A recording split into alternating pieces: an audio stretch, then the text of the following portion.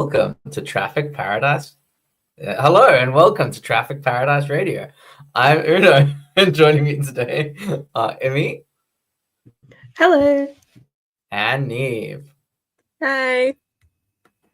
Okay, sorry about that awkward introduction. I had no idea what was going on. I wasn't sure when I was going to start speaking. But anyway, yay. Apparently my sound is better today. I don't know, has it started going terrible now that we're live? Or is it still decent? It's still okay. It's still okay. Oh, wow. Small mercies, Yeah, small mercies. So we're here to talk about the absolutely thrilling and just like iconic and historic and just like couldn't stop watching for a moment because so much was happening. 2025 Japanese Grand Prix at Suzuka, which was the most boring piece of shit I've ever watched. Did you watch Monaco last year by any chance? Yeah, that one was still better. Yeah.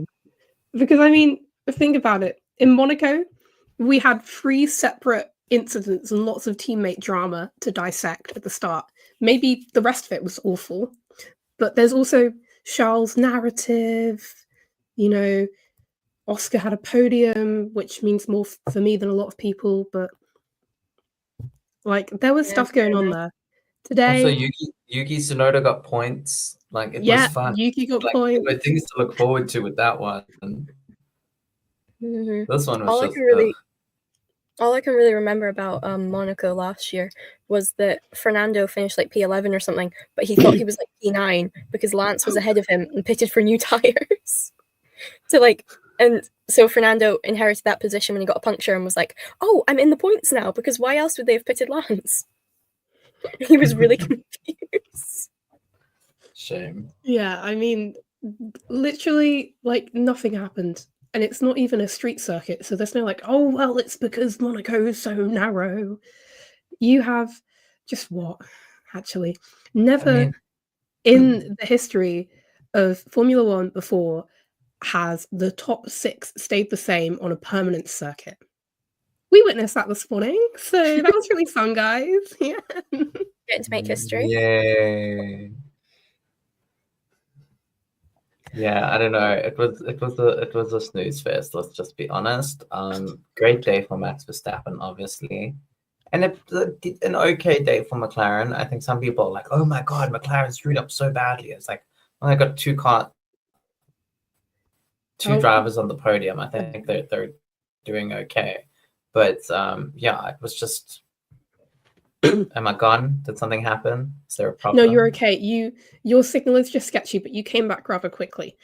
Yeah, McLaren, Okay. I think a lot of people in McLaren's case are saying, oh, why didn't they let Oscar go get Max? But Oscar was in DRS of Lando for most of that, and he couldn't overtake. It was just so hard to overtake that even if they'd done a switch, I don't think Oscar could have got Max. You needed like 0.8 of a second delta on the person in front in order to overtake them.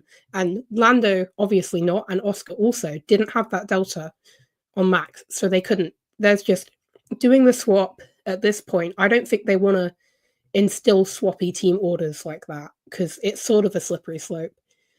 And maybe they could have played the strategy a bit more risky, but they still got 2 drivers on the podium. Yeah. Right?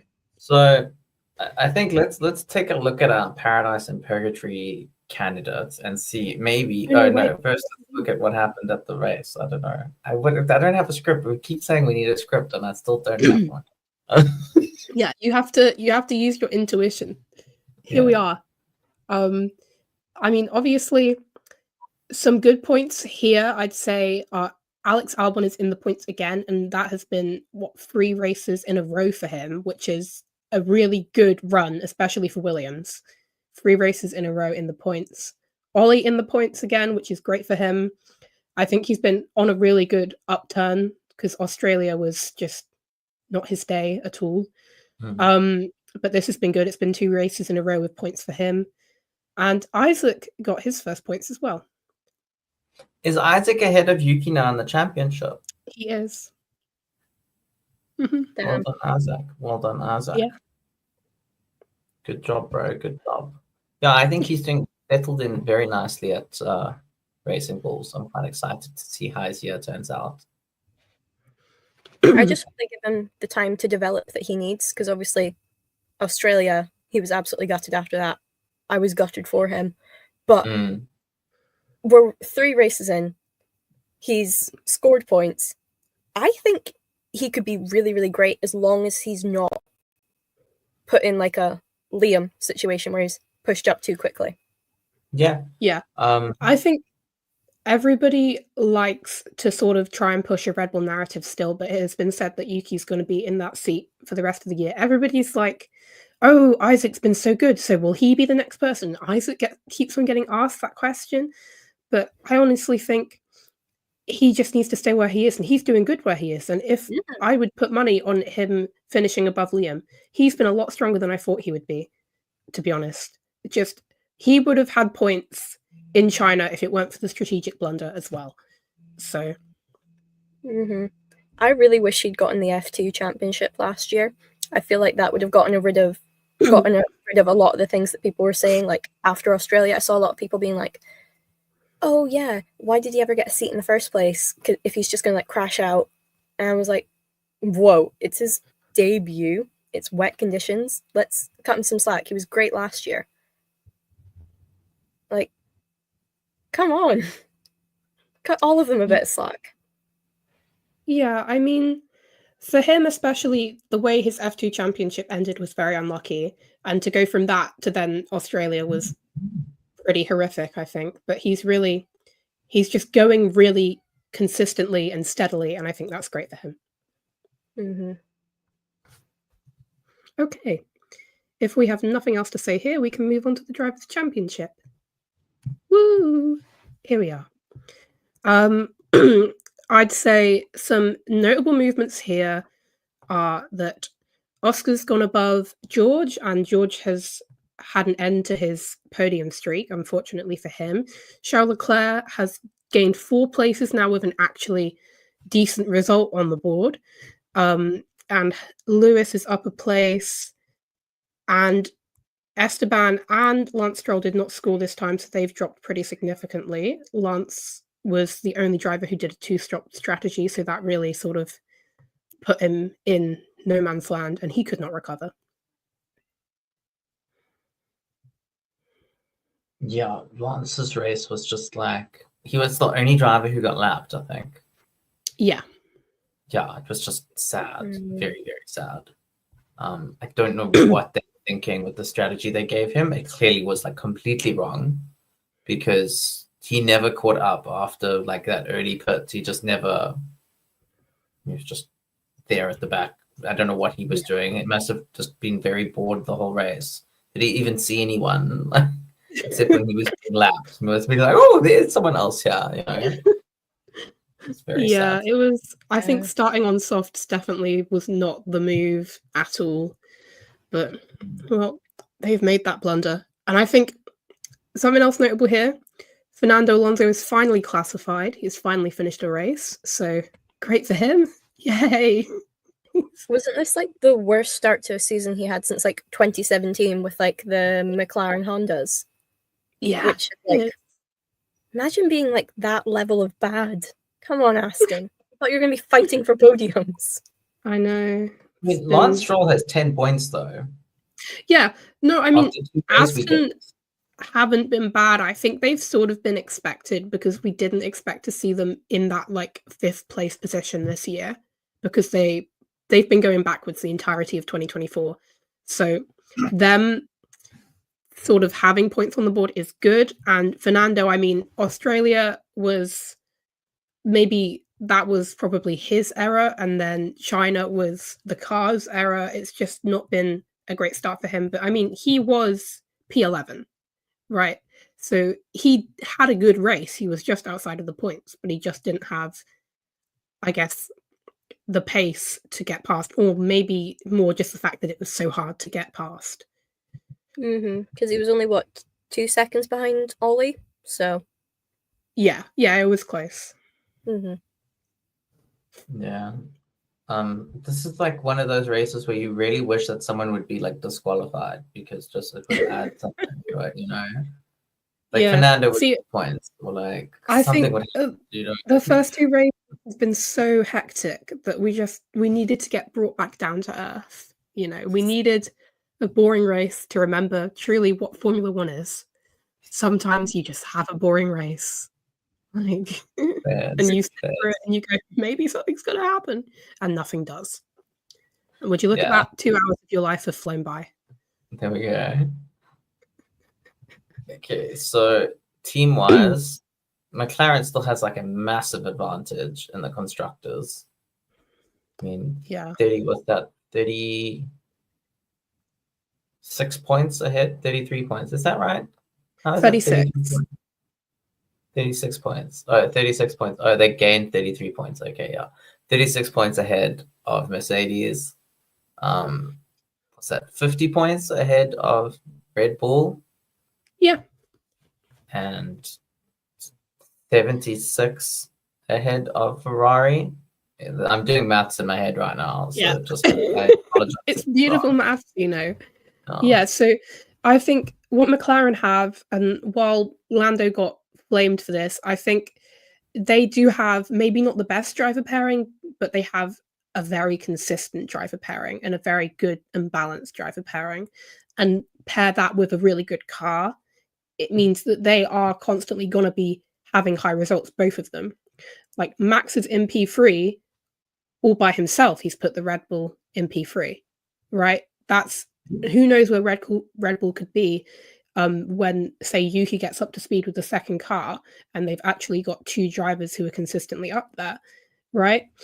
But McLaren don't have an issue of having a rookie or someone new to the team, someone new to the car. Every other top team either has a rookie or someone new to the team. Yeah. So this is a real strength for them, is that they've been working together for over 2 years now, and they pretty much know how everything works. And they're having less strategy errors. They're working together well. So I honestly think it's really their championship to lose by like a mile. Yeah, I mean, that'd be very funny if that happened, though. Yeah. Not for any particular reason. I don't want them to lose in particular. I'm a pretty big Oscar fan, but I just really don't like the color orange, and I want to see it on the podium less. That is my main reason for disliking McLaren, is because I hate the color. It's like I dislike them for aesthetic reasons. Yeah, pretty much. That's why I became a Ferrari fan, because red's my favorite color. So. Sure. Yeah. I mean, like, yeah, I don't know. Fair enough. So one thing I think is notable here is that the team that came 6th last year is currently sitting in 10th. 0 points. Yeah. I mean, I think for Alpine, they've just had a mix of a bit of bad luck, a bit of the fact that they have a rookie, and there's nothing against rookies, but you've got to spend time getting up to speed, so they weren't going to have points on the board straight away, right? And then Pierre had a chance for points in Australia, but he made a mistake and he finished just outside. I think they'll get points. I just think maybe the car isn't the best. And I mean, P6 last year was all due to a wet weather race working out massively in their favor. They would have been, what were they on for, like P7 or P8? I think it was P8. Or maybe even P9, I don't remember. No, P8. I think it was P9. Okay, P9, yeah. I think they were maybe sitting P9, and it was like, oh yeah, they could realistically get P8, and then they ended up getting this double podium, and it was like, oh, actually, so they're all the way up. Exactly. The projection of that car was never to the level that was P6 in the constructors. That was luck. So for them, maybe we wouldn't have expected Sauber to have points yet, but obviously the wet weather race worked out better for them than it did for Alpine. And I think that's the situation we're in. It's making for an interesting season, though. Yeah. Interesting season. I'm very actually loving this order. Yay, fun times. Okay. Now we're going to do our section called Paradise and Purgatory, where we send some people to paradise and some other ones to purgatory for doing Beautifully good or said. bad things. Yeah, that's the most succinct way I could possibly put it, I'm sure. So, first of all, let's send some people down to purgatory. So, Immy, who is your candidate for purgatory this week? My candidate for purgatory is Jack Doohan. And I mean, I think if anything of note had actually happened in this race, he might have slipped through the cracks. Because this was FP2. But to sort of take something you've tried in the simulator and have the DRS flap open into turn 1, it's just the rookie error of rookie errors, and that crash was horrible, and I'm sure that chassis is destroyed, and that cost the team a lot of money, and it cost him a lot of free practice time. And just overall not the smartest thing he could have done. And I mean, he seemed to think that as well, because I remember seeing somebody in the media pen try to ask him a question about it, and he was like, I'd rather not comment on it. So I think he wants to move past this. I really didn't want to bring it up either, but nothing happened in the race. So the most exciting thing was FP2. Oh, and that's who I'm sending to purgatory. So sorry, Jack. Okay, I would just argue that someone on his team should have been like, no, Jack, don't do that thing that you want to do. Like, did they have a discussion about it? Because I feel like surely they would have told him that if he'd said something. Like, but I mean, if he did it in the sim, surely someone would have been like, you know that if you do that on the track, it won't work. Like, you know, I mean, like, he's a rookie. I just feel like there should have been some better communication there at Alpine. Maybe Flavio Briatore told him to do it. He was trying to make a narrative. Yeah. No. Yeah. I just make the villain anyway. Just quickly before we continue, I realized I forgot to check the comments, and I just wanted to say hello to everyone who's watching. We've got Willow, someone I assume is K, because I see OptiRatch fan, so that's Optimus Prime and Ratchet, which is clearly K. There's Lacey and Robin. So I just want to say hi to all of them and thank you for tuning in. Robin says it was just diabolically boring, which is true. So Immy, you've chosen Jack Doohan. Do you want to add anything more to that, or Niamh, you want to say anything more about that? Yeah, I just think, adding to your point, maybe just Alpine is not the best place to develop as a rookie, seeing as they seem to have a narrative where they want Franco and not Jack. And so, I mean, maybe they have something to gain by not telling him everything. I don't know. Maybe. I mean, I don't want to start a conspiracy theory, but I wouldn't want to be in Alpine. I mean, I'm pretty sure. Yeah, go ahead. They haven't had many rookies. Like, isn't it like Jack's their first rookie since Romain Grosjean in like Yeah. No, you're so right. 2010, something like that. Yeah. So it could just be that they've gotten used to working with more experienced drivers like Esteban and everyone else, and as such, they're just like, oh yeah, he'll know that won't work. But then I mean, they spent a couple years with Fernando in their team, so yeah.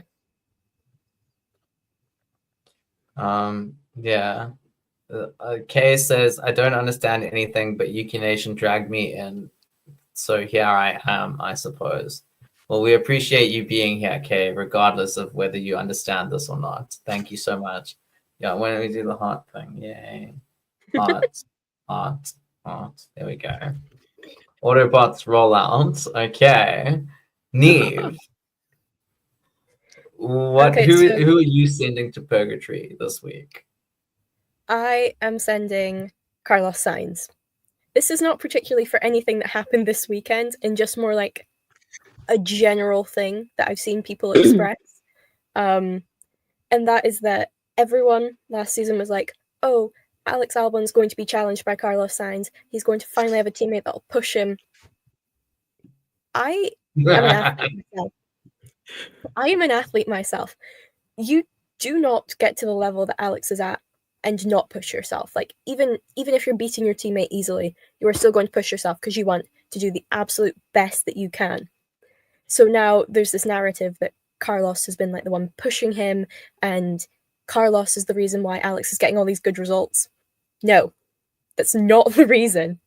And also, everyone who was telling me, who was in my comments after Carlos was announced and was like, oh yeah, you do realize he's going to absolutely like destroy Alex. Alex is going to be out of his seat. Carlos has 1 point. Alex is on like 18. Like, yes, it's not race wins, but by God, is it better than last year?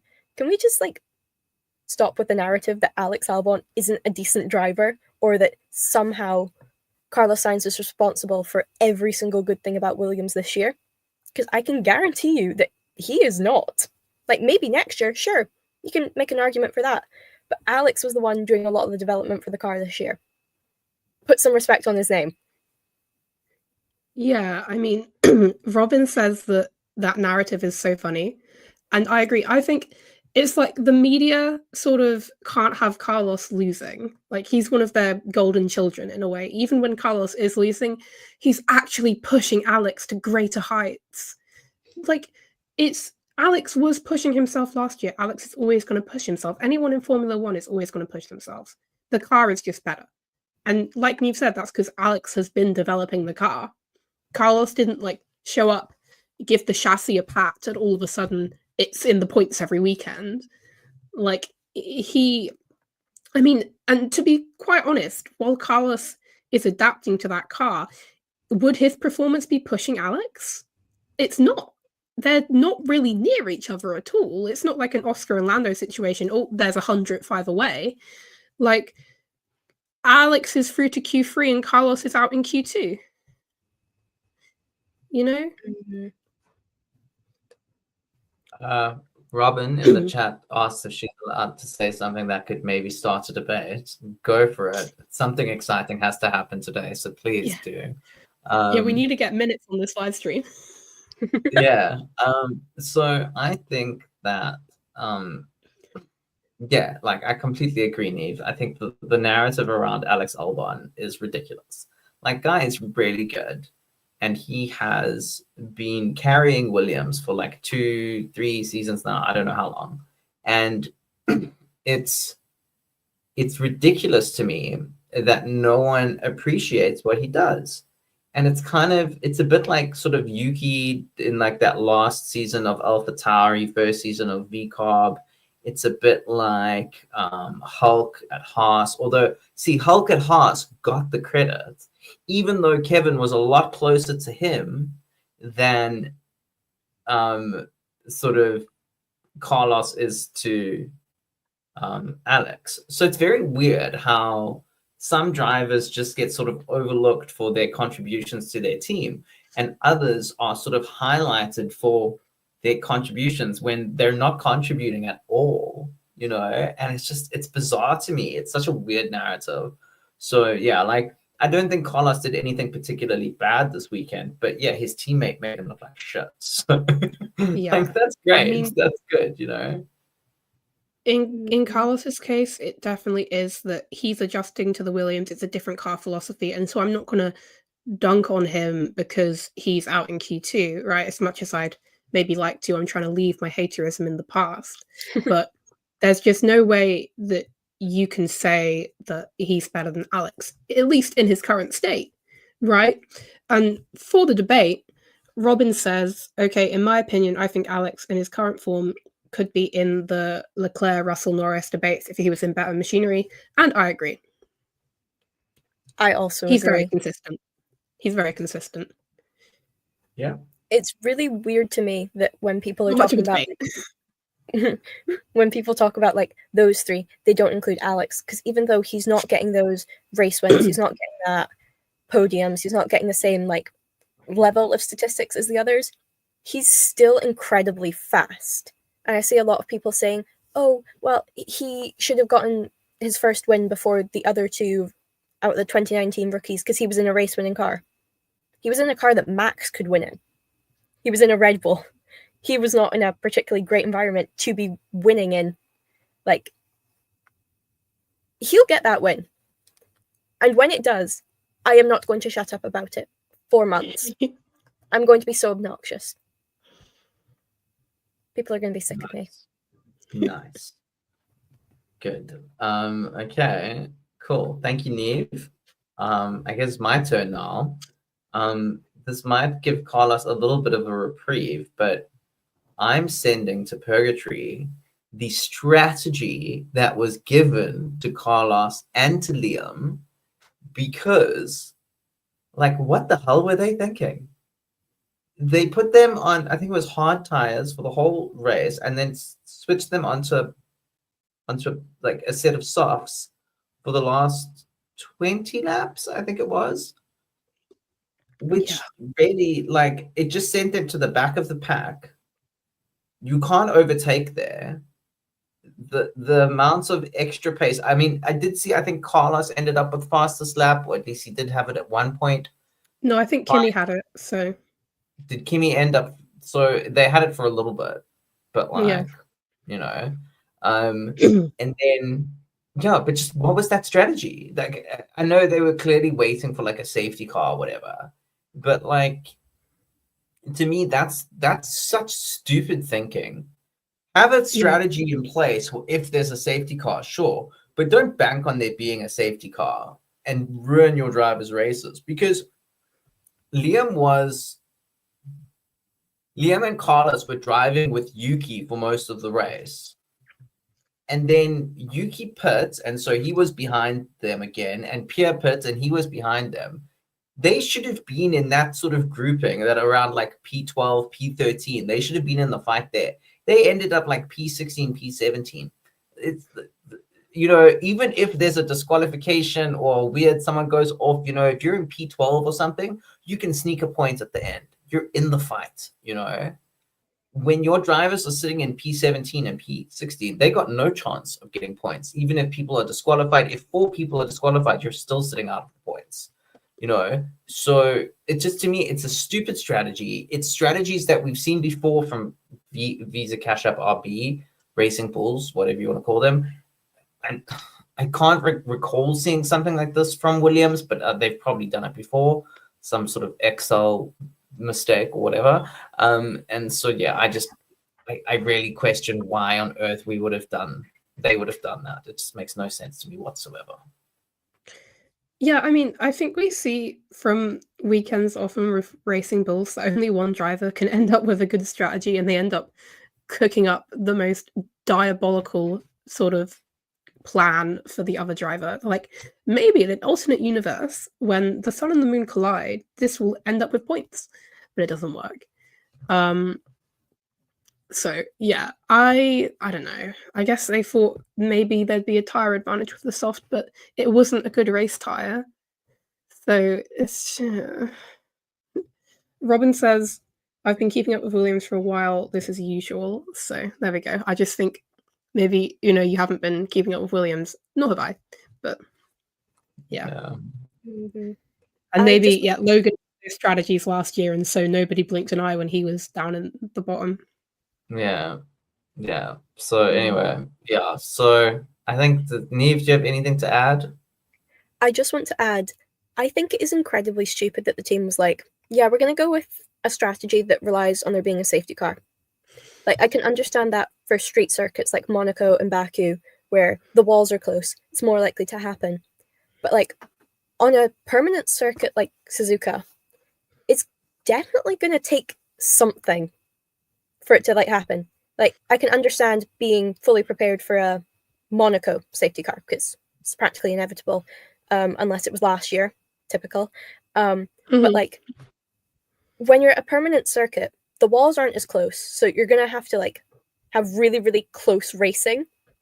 You're gonna have to have something that can trigger it, whereas obviously we don't have any of that. So the team should have been able to look at it and go, yeah, you know what? Don't think anything's gonna happen. Let's go with a normal strategy that does not rely on a safety car.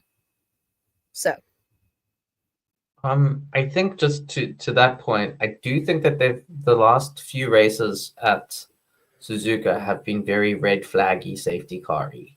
So like, things have definitely happened. So I think if you were like following trends, you would probably say, yeah, there's going to be a safety car. And like, I'll be honest, it's surprising that there wasn't some sort of safety car incident, but I still don't think that it makes sense to bet your entire strategy on that thing, because there is also a chance that there won't be something. It could just be waved yellows, you know. The guy could manage to get the car, maybe it's on a hill, he can roll it down a hill into a slipway and get it off track, and it's not an issue, you know. So there's all these little factors at play that mean that, yeah, there might not necessarily be a safety car. There could still be an incident, but there isn't necessarily a safety car. Some guy can take it back to the pits, whatever it might be. So yeah, it just seems silly to like base your entire strategy around that one idea. It's just silly. Okay. Una, do you remember the line? With that said, Jack Doohan, Carlos Science, and the strategy people for Carlos Science and Liam Lawson. For your sins on and off the track, you are sentenced to purgatory. May the gods of motorsport have mercy on your souls. Dun, dun, dun.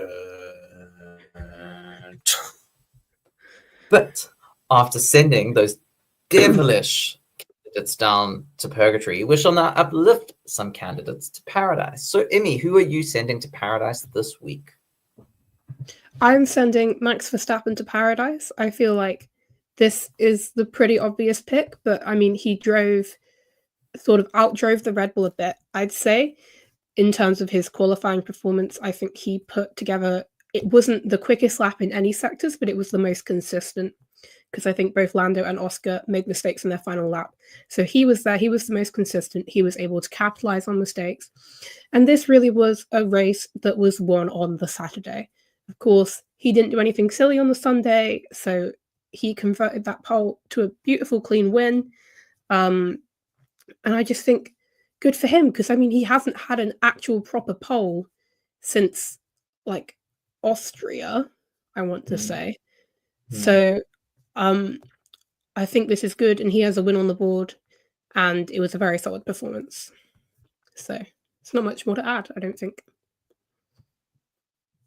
Yeah, well done to my team. It's weird to say, but they're my team now. So well done to my team, I guess. Yay! So weird, but anyway, yeah, it was cool. I mean, it was a very Max-like victory, you know, pole to checkered flag, no issues, no one could really come close to him. Yeah. Impressive. The gap's a bit smaller than we're used to, maybe. Sure. Like 1.5 instead of 20, but yeah. Yeah, it was a little bit difficult for overtaking to happen, so I don't know if like the gap really mattered. You know, unless there's like, as I think you were saying earlier, like you needed like a huge like difference in speed for the car in front of you to be able to overtake them. So yeah, it just really wasn't. It wasn't a circuit that was in an overtaking mood today. Yeah, and you know, I think maybe he realized that, and so he made sure that he got that pole position. You know, he put in the lap that was necessary to secure the victory. So well done to him. Yeah, his like pole lap was insane, because it was like Lando had the fastest sector 1 and Oscar had the fastest sectors 2 and 3, but Max was on pole, and like there's a video of it going around, and there's an IndyCar driver called Scott McLaughlin, and he just commented on it, like reposted it and said, beautiful lap, beautiful circuit. And like when you're getting praise like that from people who are really, really impressive in other series as well, like, god damn, you're doing something right. Yeah, 100%. Just remember, for those of you in the chat, you are more than welcome to let us know who you think should go to paradise or purgatory this week, or just chime in and give us your opinion on the candidates we've put forward. But yeah, so Immy, you've chosen Max, so thank you very much. Niamh, would you like to tell us who you've chosen to send to paradise this week? I chose Alex Albon. Mainly for like the same kind of reasons that I mentioned earlier when I was talking about Carlos, but he's just been insanely consistent. He's scored like almost the same amount of points in 3 races, like compared to like all of last year. He's doing great, and I'm glad that people are finally like recognizing how talented he is, because he was like the first driver I properly supported when I got into F1. So he'll always have like a special place in my heart. And like I said earlier, that first win is going to be something that I will not shut up about for months. People are going to be sick of me, and I don't know. I'll find something else absolutely crazy to do because I'll just be like so happy for him. Immy? Yeah, I mean, I don't have much to add. I feel like we spoke so much about him in the Carlos segment, but yeah, I will say it's just he is so consistent, and if he continues on like this, I think he will be the best driver of the sort of midfield this year. He has the car now more than he did last year, and he's using it to the best of his ability, and he's always there, and he's confident with himself. The way he's talking on the radio is so like it sort of fills me with confidence because he knows that he can sort of say his worth, and he can say if some strategy is bad or if something's bad, he's not going to be nice about it. And I honestly think that's a good thing, you know, to an extent. You want to hold the team accountable. I think I saw something earlier on today, like after the race, and it was someone saying that a Williams mechanic had said something about him last year, being like, oh yeah, he's a really good driver, but if anything, he's too nice. And then they posted like screenshots of his radio being like, well, why is it not working? We need to fix this. What are we doing? And I was like, yeah, okay, I guess he's fixed the too nice bit. He's very clear about what he wants. Yeah. I also think that might be because there's no particularly clear team leader, because like this again comes into the narrative of, oh, Carlos is going to crush Alex. Clearly that didn't happen. So now they're like, oh, maybe Alex is the better driver here. Who's team leader? There's no distinct 1-2. It's kind of like a similarity to McLaren, whereas obviously Red Bull, when it was Liam and Max, it was very much Max is him, and then Liam's also driving for us, I guess. That sounds mean, but like, Was he really? he was definitely in the car. There were definitely laps done by Liam. That is correct. Okay. Thank you very much, Niamh. Robin in the comments says, I definitely agree with putting Max and Alex in paradise, but I think Isaac too. And you know what? So do I. Because my candidate for paradise is Isaac Hadjar. I think he did an amazing job this weekend. Brilliant quali. Great race. He did lose one spot to Lewis Hamilton in a Ferrari. Fair enough. We expect the Ferraris to be able to overtake the midfield, so that's okay. But yeah, solid drive, kept it clean, kept it in ahead of everyone else in the midfield, and brought it home for a solid 4 points. Is that right? Yeah, 4 points. 4 points, putting him ahead of Yuki Tsunoda in the championship, ahead of Liam Lawson in the championship. So, and I do feel it will just be for this week, but at the moment, he is the second Red Bull driver. So well done, Isaac. Yuki's coming for you, though. Sure. But yes, I think he'd be fine with that, to be honest. Oh, yeah. Like, I think he'd be very happy for Yuki to beat him. Yeah, shame. They're very sweet together, the two like teammates, and they were like he was clearly like missing Yuki. It's even like after the race, there's pictures of like Yuki giving an interview, and Isaac's just like waiting behind him, just like staring at him, like with like missing him. It's very sweet. I mean, obviously we're projecting our own emotions onto the whole thing. He's probably just being like, "Oh my God, Yuki, hurry up! I need to give my interview so I can go," you know. But it was very cute. But yeah, it's like the photos from the show run and stuff where like they're all sat in the car. Liam's looking depressed. Max is like out of it, and then the two of them are chatting. That was particularly funny to me. Yeah. But yeah, so just as I said, Isaac, great job this week, and I thought that he definitely deserved a shout for Paradise. Yeah. Immy, anything to add?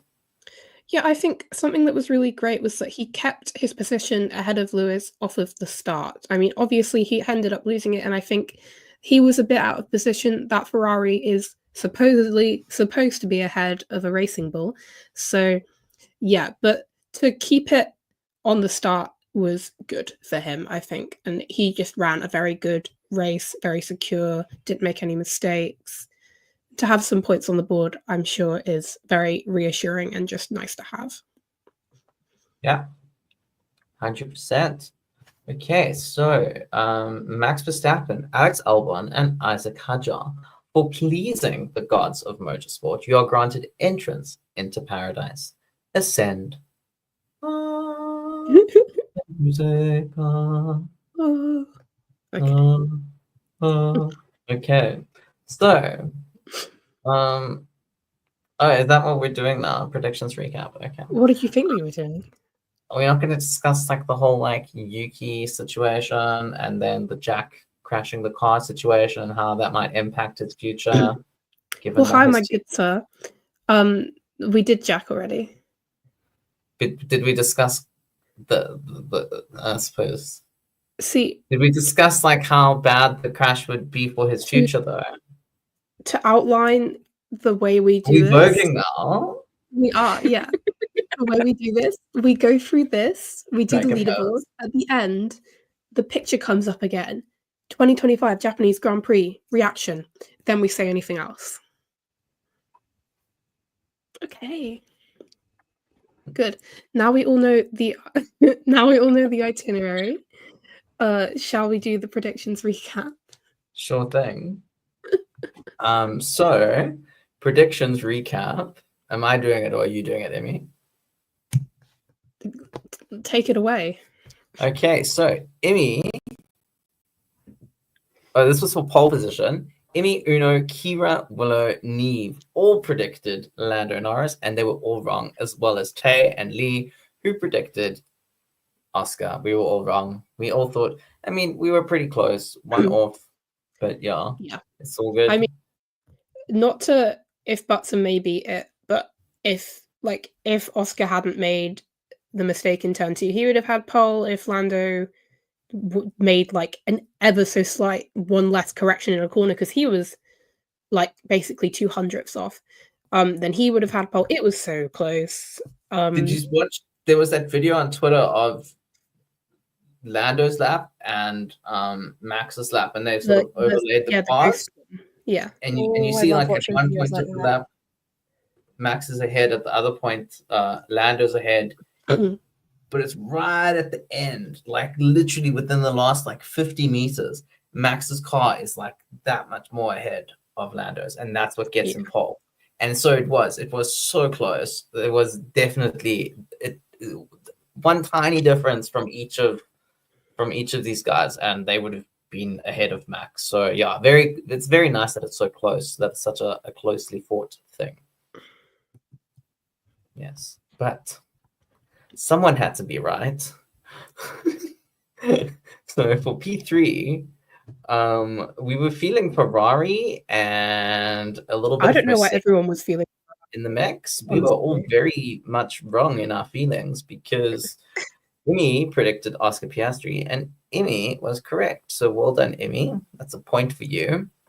Well done, Oscar. I don't think I'm going to get a better prediction performance after this one. Yeah. I think maybe nice birthday present. I think maybe with Ferrari, we were all thinking that the double DSQ was going to be the kick in the teeth that they needed, but clearly not. See, I mean, I'm pretty sure Ferrari have some sort of upgrade coming for Bahrain, but they also have like some integral fault with one of their parts that they have to fix. So I don't know if they're going to be on the podium soon or not. So I'd say people should stop predicting it because it's not working.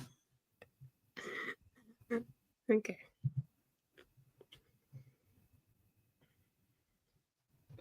I don't know whose internet is not working. I think it might be mine. It's yours. But am I back now?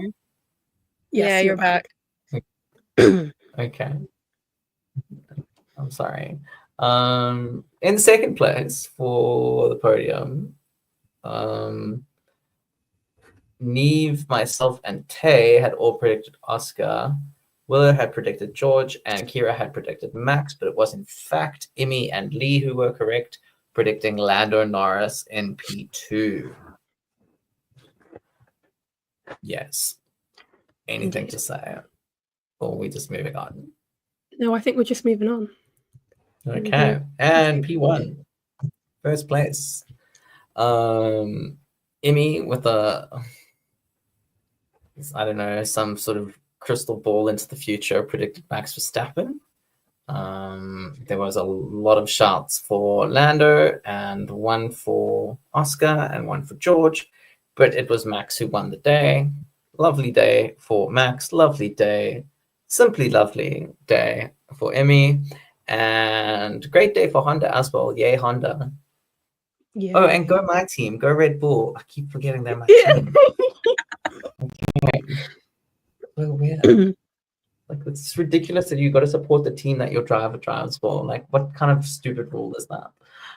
Anyway, well done, Immy. That's great. How do you feel now that you've won some big haul of points this week? I feel so great. And Robin says that we should just let me do all the predictions from now on, and I think that's right. Because how many did you get right last week? Oh, that's a good question. It was in the realms of, like, I predicted I think I got the podium, maybe, kind of, almost. I think I got almost the podium and the wild card, but I didn't get pole. That's for sure. I keep getting pole wrong. So don't come to me for pole. Okay. Yeah. Just checking.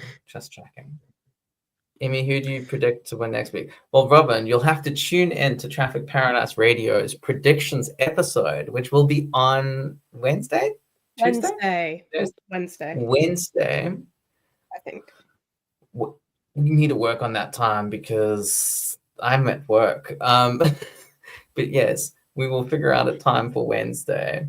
We'll be here at some point on Wednesday. Who knows? I can give you my prediction now. I will be here or I won't be here, but someone will be here. Robin, my prediction is that Alex Albon's going to win it. So oh, wow. I think that'll make you happy. Are you going to lock that in? I've just gone and jinxed him. Okay. I'm just going to jinx him. So, anyway, we all had wild card. Sorry, what? I forgot about the wild card. Yeah, so we all had wild card predictions, and they all had something to do with either Liam doing particularly well, or Yuki doing particularly well, or Lando having a terrible week, or Lance having a great week, and we were all wrong. So I'm not even going to bother with that. Okay. No, I'm going to bother. I'm bothering. Okay. Bother. Yeah, I predicted that Liam would have his best result, which did happen in qualifying, but not in the race. I'm pretty sure Uno predicted. Did you predict Yoints? Yeah, just top 10. Yeah. Uno predicted Yoints. I think Kira did top 5. Tay did top 8. Lee did a podium. They were all wrong. Lando didn't DNF. And Lance, for the first time this season, did not score points. He came P20th. I feel like he did that just to spite Willow. Poor Willow. Anyway, yes, that was pointless. And here's the leaderboard. How am I still second? That's a really good question. You just are. Because, I mean, I gained, and then Lee gained 1 for second, and also a lovely little point for getting the podium right in the wrong order. But yeah, I think it's just because Kira, your closest competitor, also had a pointless weekend. So it's very close in the championship right now, I'd say. Yes. Very exciting times. Now, Uno, would you like to have the discussion you've been really wanting to have for the past 20 minutes? Well, there's 2 things I want to talk about. But before I do that, I just want to say that Tay was at Suzuka this weekend and filmed some cool little videos and tweeted about it. So if you want to check that out, go to our Twitter page, which is Traffic Paradiso. Traffic Paradise, but with an O instead of an E. And you will find all of Tay's tweets and videos there, and you can have a look at what Tay's weekend was like at Suzuka. You can get some I was really, really stellar shots of somebody trying to wet the grass with a plastic bag. So, all the good content. Yeah. I was in Japan, but very far away from Suzuka. So I was living vicariously through Tay's tweets. It was very exciting. So yeah, if you want to see what it's like to actually be at Suzuka, and I don't know if Tay tweeted about all the issues with trains and stuff, but there was a lot of like transportation issues to get to the track, which were quite surprising. But yeah, ultimately I think Tay enjoyed herself, so check it out. But obviously, there were certain narratives put forward this year and last year about Yuki Tsunoda and Liam Lawson. And I just want to make sure that everyone understands that Yuki's P12 is not some terrible result, because after just 2 days in that car, he was able to deliver a result far better than anything Liam was ever able to do in that car. After Liam had all of Bahrain practice or pre-season testing, as well as the Australian and Chinese Grand Prix. Yuki came within a few hundredths of Max in Q1, and although finished out of the points today, still finished higher than Liam ever did in that car. On merit. Yeah, because Liam, you got it. Name. Yeah. Liam, I was just like, all of a sudden, I was like, is his name really Liam? Does that sound real? Like, I don't know. Liam did finish 12th, but had a whole bunch of people DNF ahead of him and DNS ahead of him. So, it doesn't really count. But yeah, I just feel like people are going, see, it's Yuki's just as bad. No, he's not. Not at all. Okay, and while guy will drive that car still this weekend. Okay. What? Your internet break. And I'm going to take that moment to add also that I see a lot of I see a lot of people comparing Yuki's performance in a V carb to Liam's performance. Oh my god. Yuki's performance in a Red Bull. We go again to Liam's performance in a V carb. And to that, I'll say, you can't make that sort of comparison. You can't say, oh my god, look, Liam qualified ahead of Yuki. Switch them back again, put Isaac in. Because the V carb is just notoriously an easier car to drive. It's an easier car to get to grips with. And Liam gave V carb their worst qualifying result. And Yuki gave Red Bull their best. So if you're gonna make a comparison, you've got to make a comparison between their performance in the same car. It's just because that's how you compare people in F1. People, you don't compare like, I don't know, Alex and Charles, because Alex is in a William and Charles in a Ferrari, right? So you can't make that comparison for Yuki and Liam when they're in different cars, because that's just not how the sport works. I also want to add to that Liam has his Super Formula experience, so he is very familiar with Suzuka, whereas obviously Yuki does have experience there as well, but not as much as Liam. So if Liam Liam did well here, but I'm not going to say it's an outlier because it's too soon to tell, but it is a bit it's a bit of an odd one, because you can't really give an accurate judgment because Liam's so familiar with the track, but also Yuki's really familiar with the track, so we won't really see like proper comparisons until next week, in my opinion.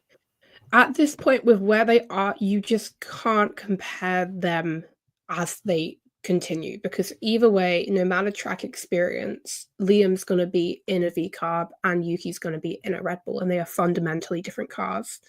I mean, if Yuki was still in the V carb this week, I could say without a doubt that he'd probably be in a position similar to Isaac.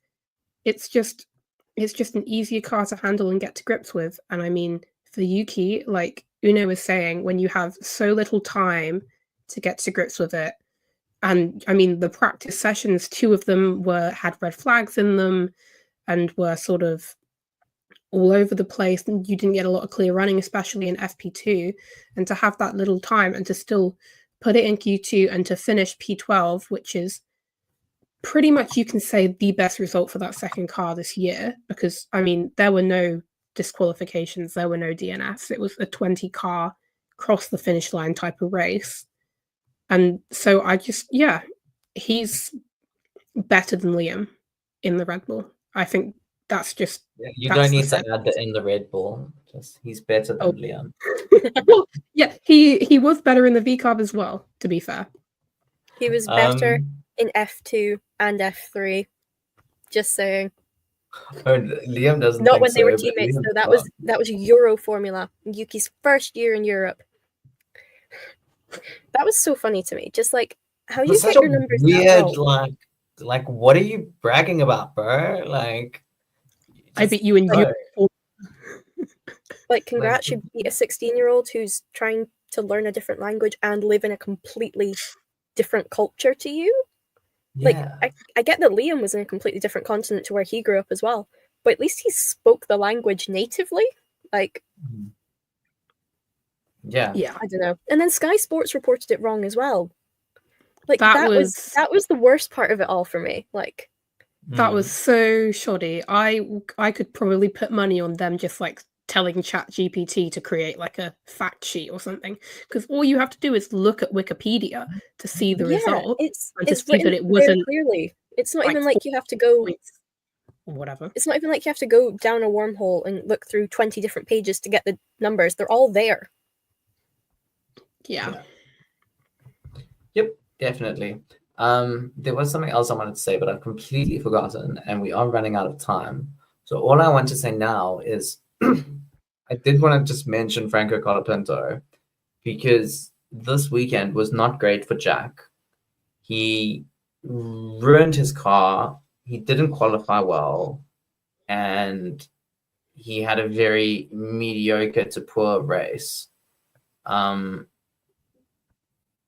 That, I think we've mentioned, the crash cost a lot of money, and I just feel like Franco Colapinto's sponsors are busy saying, "So how much did that crash cost? You want to check? How's a check, bro? I'll write you a check." And they are chomping at the bit, I think is the correct terminology, which I believe applies to horses, but I don't really know horses that well. It's a horse-related metaphor. Yeah, so yeah, I feel like Jack Doohan kind of screwed up his own career this weekend, and I feel really bad about it. And I feel like people are like skating around the issue, but they don't want to directly say it. So I'm just going to say it. Like, he fucked up his career on the weekend. And what do we feel like? Is this the end? How many more races does he get? When do we see Franco? Are we going to see Franco? What do you think? I think that if they were going to do a switch before Bahrain, we'd already be hearing about it. We haven't heard anything. Like with the Liam and Yuki thing, we heard stuff on the Sunday before there was even any actual conversations about it. Like, people started building that narrative already. There's the long-standing rumor that his contract is only for 5 races, I think, right? Which would be at the end of the triple header. So I think he definitely has. I'd put money on it, and I don't want to be proven completely wrong now that I've said that, but I feel like he has the next 2 races of the triple header to sort of try and dig himself out of the hole that he's created. But I don't know how much he can do, because he'd have to get points and put on some sort of really, like, you need to keep me performance and constantly out-qualify Pierre. And it sort of seems like his bed was made before he even stepped in the car to start with. Yeah. Niamh? I just want to play the devil's advocate really quickly and point out that I get that the Williams was completely undrivable last year. we saw enough crashes from Alex and Logan to prove that it's not just a Franco thing. But Franco did crash a lot last year as well. So if they've got that problem with Jack, then they've got to probably sit down, look at the cost of what Franco's crashes cost versus Jack's and go, right, who's going to save us the most money under the cost cap in the long run? And then go from there. Obviously, sponsors do play a big part of it. And Franco has proved himself more because he got points and stuff. But I just wanted to put that out there. Yeah, I do think sponsors play a big part of it. Like, if you have the crash damage, but it can be funded, reimbursed, do you have the crash damage? Have you lost the money? Because would you look at that? The sponsors are giving you the money again. But also, would you rather have a crash-prone driver who's never going to be in the points or a crash-prone driver who will give you points? You know? And Jack, I mean, I'm sure he's a good driver, and I feel like this environment he's in where that's constantly hanging over his head is not going to lead to the best performances. That's why I think it's sort of over before it's begun. He started with this narrative, and this narrative is never going to leave him. But he's not putting in like performances that are making him go, oh, look, he was so close to the points. Oh, look, in another world, if the strategy hadn't been bad, he would have been there. That hasn't happened. Yeah. He just hasn't been there. I think he's just very lucky that Pierre hasn't scored any points yet. Yeah, because absolutely. It does take the pressure off a little bit, because it's like they can't be like, oh, he's underperforming, so we're letting him go, because then people will be like, yeah, but Pierre, he's also not doing anything, you know? So I feel like that might be a bit of a saving grace for him, but I also feel like, look, I don't think they would replace him now. You know, as you say, it's a triple header. With Yuki, he had 2 weeks to get in the sim, to work on shit, to do the photo shoots and everything, so that he could be announced and then go to Japan and draft the car. It was like a 2-week process. That there's not enough time for that at the moment. So I could definitely see something happening after. Is it Saudi Arabia is the last one, or Bahrain? Yeah, I think Bahrain's next. Yeah, Bahrain next, and then Saudi. 2 weeks' time, because they've got the F1 Academy testing this week. I could definitely see something happening after Saudi, but yeah, I just feel like if Pierre has a great performance in the next 2 races, he's screwed. And if Jack has a great performance in the next 2 races, he's sort of given himself a bit more time. So we'll see how it goes, but it's not looking great for him. That's the first sort of, I want to say it's like the first major crash we've seen all year. Like, I don't remember something that bad yet. Yeah. Was there something that was so like, I mean, that was like a bad crash. It was very high speed. A lot of the crashes we saw, we saw a lot in Australia. It was in the rain, so none of them were super high speed. It's like a whoops. I think it's a whoops as opposed to like a. Yeah. Mm-hmm. Now that we've said all this, watch Alpine turn around and replace Pierre with Franco. I still don't think Pierre's very safe for next year. No. I do feel like while Alpine is still Alpine, because I think they're definitely going to get bought, and it's not if, but it's when. While Alpine is still Alpine, they sort of like having a Frenchman. It's good for their brand. And Pierre, I mean, especially last year, at the end of last year, he was amazing. He was at that point the best midfield driver. So, like, if he can unlock that again, he might be safe for next year. But I think he's definitely here for the rest of this year. There's no way they're getting rid of him. And then, but yeah, I don't think it's going to happen. Okay. But it would just be so typically Alpine, wouldn't it? Yeah. Number 1 rule of Formula One: never trust Flavio Briatore. And we'll leave it on that note. So, Immy, Niamh, thank you for joining us. And thank you to everyone for watching, whether you're watching on the live stream or you're watching it on the replay. Thank you for tuning in. We appreciate it. Oh, I look so pretty. Look at my smooth skin. Okay. We really appreciate you tuning in. I think it's just because my camera's really bad. It doesn't pick up all like the terrible bits of myself. Sorry, I'm just very obsessed now. You're so Um, distracted. I was like, ooh, pretty thin. Yeah, thank you for tuning in. If you want to chat with us, you can hit us up on Twitter or on our Discord server. We also have an Instagram or something, probably. I don't know. We have an We're not going Instagram, to be there. whether It's it's the only- active.